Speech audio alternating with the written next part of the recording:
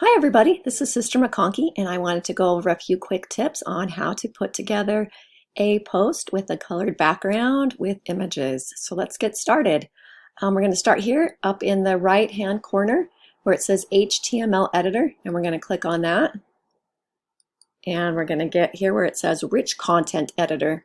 And so this is a place where you can put in HTML code, and that's what we're going to do to be able to get the colored background. So I have a code that I like to paste in, and I will put that in text form so it's easier for you to get and not have to copy it from the video. But this is the code here, and then to change the color, you change this. So I go to this website here, and let's say I want to pick this nice kind of yellow color, and so I'm going to copy that. That's the code for the yellow, and go back to my thing here, and I'm just going to replace that color right there. And then I can go back here, and the color's there. Just easy as that.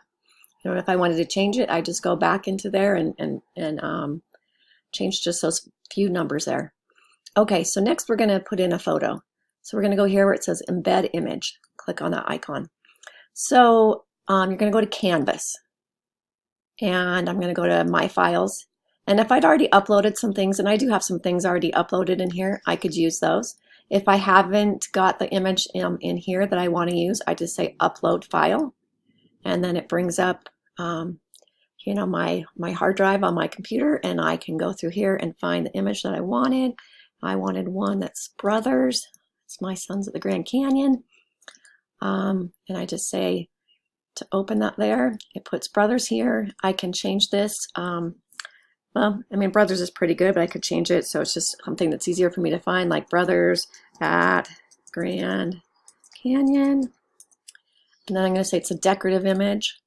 And then here I'm going to change the size because I don't want it to come in, gigantuan. So I'm going to put in here, and usually I like things to be on the longest side about 600. So I'm going to put the 600 in, and I don't even have to change the other because it's going to keep my ratios here so that my image will stay in the right ratio.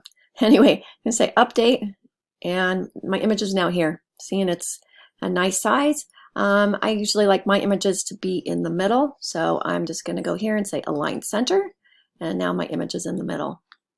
Okay, then I could add some text here. So I've got a little quote about Brothers here. I'm just going to copy and paste it so you don't have to wait for me to type it all in, and I can say paste, and it's there. So I could say, I really want this to be bigger. So I can go here to my font size, say I want it to be 24. Right now it's still being centered, but I could also say, oh, I want that to be aligned left so that it's not centered like the image was. I could also say I want it to be bolded or italicized or underlined and italicized.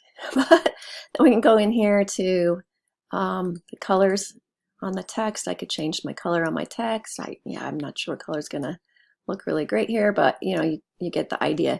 You could change your colors here.